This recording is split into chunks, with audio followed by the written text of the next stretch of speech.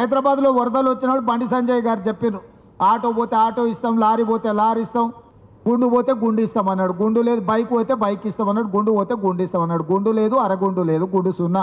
ఇది మీ హామీ కాదా? ఎన్నికల్లో మీరు ఇచ్చింది కాదా? నరేంద్ర మోడీ గారు ప్రతి సంవత్సరం 2 కోట్ల ఉద్యోగాలు ఇప్పిస్తామని చెప్పి 2014 ఇచ్చిన ఎన్ని కోట్ల ఉద్యోగాలు ఇచ్చినో లెక్క చెప్పండి. నరేంద్ర మోడీ గారు 2022 లోపల ఈ దేశంలో ఉన్న ప్రతి పేదవాడికి ఇల్లు కట్టిస్తాం, ప్రధానమంత్రి ఆవాస్ యోజన అన్నాడు. తెలంగాణ రాష్ట్రానికి ఎన్ని ఇచ్చిందో లెక్క చెప్పండి కిషన్ రెడ్డి గారు. మీరు రైతుల ఆదాయం 2 ఇంతలు చేస్తా అని మీరు ఎన్నికల మేనిఫెస్టోలో పెట్టారు. రైతు వ్యతిరేక నల్ల చట్టాలు తీసుకొచ్చి 100 మందిని బలి తీసుకున్నారు ఢిల్లీలో కిషన్ రెడ్డి గారు. అప్పుడే మర్చిపోయినరా మీరు? ఇవాళ తెలంగాణలో బీసీ కులగణన చేస్తే బీసీ కులగణనలో మైనారిటీలను చేర్చారు కాబట్టి మేము తిరస్కరిస్తాం, రద్దు చేస్తామంటారు. నేను కిషన్ రెడ్డిని సూటిగా అడుగుతున్న, పక్కలున్న ఆంధ్రప్రదేశ్ మీ ప్రభుత్వమే కదా, పక్కలున్న ఆంధ్రప్రదేశ్లో మైనారిటీ రిజర్వేషన్లు రద్దు చేయండి మీకు చేతనైతే. పక్కలున్న రాష్ట్రంలో మైనారిటీలకు బీసీ రిజర్వేషన్లు లేవా? ఇవాళ కిషన్ రెడ్డిని బండి సంజయ్ సూటిగా సవాల్ ఇసురుతున్నా నేను. గుజరాత్లో 29 ముస్లిం ఉపకులాలు బీసీ రిజర్వేషన్లు అనుభవిస్తున్నారు నరేంద్ర మోడీ గారు సొంత రాష్ట్రంలో. బీహార్లో 26 ముస్లిం బీసీ కులాలు రిజర్వేషన్లు అనుభవిస్తున్నాయి. ఉత్తరప్రదేశ్లో ఉన్నాయి, మధ్యప్రదేశ్లో ఉన్నాయి, మహారాష్ట్రలో ఉన్నాయి. మీ ఏలుబడిలో ఉన్న ప్రభుత్వాలు, మీ రాష్ట్ర ప్రభుత్వాలలో బీసీ రిజర్వేషన్లు ముస్లిం మైనారిటీలకు వస్తున్నాయి. మండల్ కమిషనే రికమెండ్ చేసింది బీసీ ఉపకులాలలో మైనారిటీలు ఉన్నారు అని. దూదేక్లా, నూర్ భాష ఇట్లాంటివి చాలా మైనారిటీ ఉపకులాలు ఈరోజు బీసీ రిజర్వేషన్లు ఉన్నాయి. ఈరోజు కులగణన జరిగితే మీరు అధికారం కోల్పోతుందనే దుఃఖంలో కిషన్ రెడ్డి గారు ఈరోజు అడ్డం పడుతున్నాడు బీసీ కులగణన మీద. ఇన్ని మాటలు మాట్లాడుతున్నారు. మా మిత్రుడు కృష్ణమాదిగని పాపం కౌగిలించుకున్నారు, బాగానే ఆయనను వినియోగించుకున్నారు ఎన్నికలలో. మరి ఆంధ్రప్రదేశ్లో మీ ప్రభుత్వం ఉంది కదా, ఎందుకు ఏబిసిడి వర్గీకరణ చేయట్లేదు? మాదిగ ఉపకులాలు ఒకనాడు ఆంధ్రప్రదేశ్ తెలంగాణ ఉమ్మడి రాష్ట్రము, ఆ రోజు మాదిగ ఉపకులాలు వర్గీకరణ అమలు జరిగింది కదా. ఈరోజు తెలంగాణలో మేము అమలు చేయడానికి అన్ని నిర్ణయాలు తీసుకున్నాం. ఆంధ్రప్రదేశ్లో మీ ప్రభుత్వం ఉన్న దగ్గర ఎందుకు తీసుకోలేదు కిషన్ రెడ్డి గారు? ఇది మాదిగలకు చేస్తున్న ద్రోహం కాదా? పక్క రాష్ట్రంలో మీరు బీసీలకు ఇస్తున్న 4% రిజర్వేషన్ మీరు రద్దు చేస్తారా? మీకు చిత్తశుద్ధి ఉందా? నీకు ధైర్యం ఉన్నదా కిషన్ రెడ్డి? ఆంధ్రప్రదేశ్కి వెళ్ళి చంద్రబాబు నాయుడును డిమాండ్ చేసి మైనారిటీలకు ఇస్తున్న 4% రిజర్వేషన్ ఆంధ్రప్రదేశ్లో రద్దు చేయించరా నువ్వు?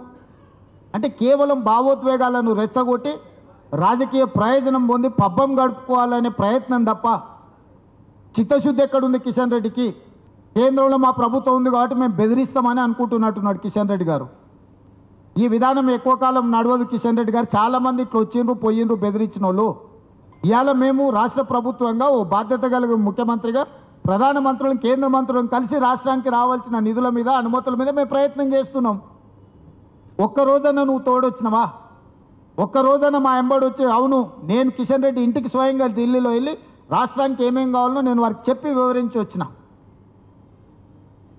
చాలా సందర్భాల్లో ఎదురుపడ్డప్పుడు నేను వారికి విజ్ఞప్తి చేసిన. ఇంత గొప్ప అవకాశం హైదరాబాద్ నగరంలో మెట్రో విస్తరించడం. ఒకరోజు దేశంలో ఢిల్లీ మొదటి స్థానం ఉంటే హైదరాబాద్ 2వ స్థానం ఉండే కాంగ్రెస్ పార్టీ కట్టిన మెట్రో. ఇవాళ మెట్రో 9వ స్థానానికి పడిపోయింది. ఇవాళ తమిళనాడుకు స్టాలిన్కు మెట్రో అనుమతి వస్తుంది, తెలంగాణకు మాత్రం రాదు. నిర్మలా సీతారామన్ గారు తమిళనాడుకు మెట్రోకి అనుమతి ఇప్పిస్తుంది, కిషన్ రెడ్డి గారు మాత్రం తెలంగాణకి ఇవ్వరు. కేవలము కిషన్ రెడ్డి గారు అడ్డుపడడం వల్లనే తెలంగాణకు తీరని అన్యాయం జరుగుతుంది. కిషన్ రెడ్డి గారికి చిత్తశుద్ధి ఉంటే అన్ని వివరాలు ఇచ్చినాం, అధికారులు కూడా కలిసి వచ్చిండ్రు. మళ్ళీ కావాలంటే నేనే స్వయంగా వచ్చి ప్రధానమంత్రి గారికి ఇచ్చిన వివరాలు అన్నిటిని కూడా డీటెయిల్ ప్రాజెక్టు రిపోర్ట్తో సహా నేను కిషన్ రెడ్డి గారికి ఇస్తా. ఎప్పటిలోగా తెలంగాణకి ఇవన్నీ అనుమతులు తెస్తాడో కిషన్ రెడ్డి గారు తెలంగాణ ప్రజలకు జవాబు చెప్పాలి. జవాబు చెప్పకుండా మేము బెదిరించి బతుకుతామంటే అది కుదరదు. బలహీన వర్గాల కోసం మేము చేస్తున్న ప్రయత్నం, ఎస్సీ ఉపకులాలకు సంబంధించిన విషయంలో మేము చేస్తున్న ప్రయత్నాన్ని మీకు అభినందించడం ఇష్టం లేకపోవచ్చు. ఒక్కరోజన్నా కిషన్ రెడ్డి గారు, కేసీఆర్, హరీష్, కేటీఆర్ కులగణనలో పాల్గొనలేదు. కిషన్ రెడ్డి గారు డిమాండ్ చేసిండా అండి? బీఆర్ఎస్ను ఓడిస్తామని ప్రగల్భాలు పలుకుతున్న కిషన్ రెడ్డి గారు కులగణనలో కేసీఆర్, కేటీఆర్, హరీష్ను పాల్గొనమన్న డిమాండ్ మీరు ఎందుకు చేయలేదు? వాళ్ళు మొదటి రోజు చెప్తారు, రెండో రోజు నువ్వు చెప్తావు. మీ ఇద్దరు పిఆర్ఓలు ఒక్కరే కదా. ఇప్పుడు కూడా ఈరోజు 28 తారీఖు ఇంకా 12 గంటల వరకు టైం ఉంది. కిషన్ రెడ్డి గారు విజ్ఞప్తి చేయాలి కదా కేసీఆర్కు, కులగణనలో చేరండి, కులగణనలో చేరడం ద్వారా మనం బలహీన వర్గాలకు అండగా నిలబడతామని ఎందుకు చెప్తలేడు కిషన్ రెడ్డి గారు? ఎందుకు డిమాండ్ చేస్తలేరు? బండి సంజయ్ గారు ఎందుకు డిమాండ్ చేస్తలేరు? అంటే వాళ్ళని డిమాండ్ చేయరా? కేవలం కాంగ్రెస్ పార్టీని చేసిన వాళ్ళనే తిడతారా మీరు? తప్పు అంటుండ్రు, ఎక్కడ తప్పు ఉందో చూపిస్తలేరు. నేను కూడా పాత్రికేయ మిత్రులను అడుగుతున్నా, తప్పు అనడం అనేది అన్నిటికంటే అల్కట్ పని. ఎక్కడ తప్పు ఉందో చూపించమని అడుగుతున్నా. వాళ్ళ చేతిలో ప్రభుత్వం ఉంది కదా, కేంద్ర ప్రభుత్వం ఉంది, వ్యవస్థ ఉంది, అధికారులు ఉన్నారు. లేదు ఏదైనా విషయం ఉంటే మేమే ఓపెన్గా సెక్రటేరియట్లో కూర్చోబెట్టి అన్ని వివరాలు మీకు చూపిస్తాం. రండి కిషన్ రెడ్డి గారు, బండి సంజయ్ గారు.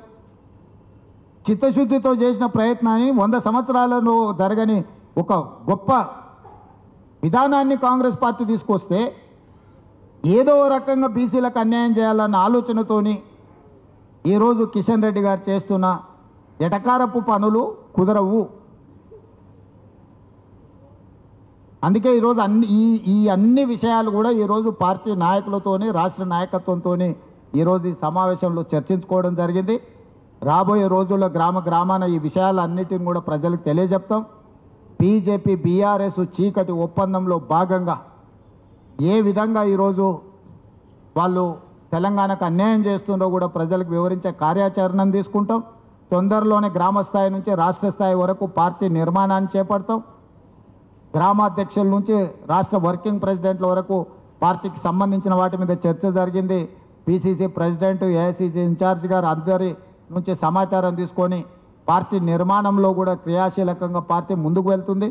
ప్రభుత్వం అమలు చేస్తున్న అభివృద్ధి సంక్షేమ పథకాలను ప్రభుత్వం ముందుకు తీసుకెళ్తుంది. కార్యకర్తలు ప్రజల దగ్గరికి తీసుకెళ్లడం జరుగుతుంది.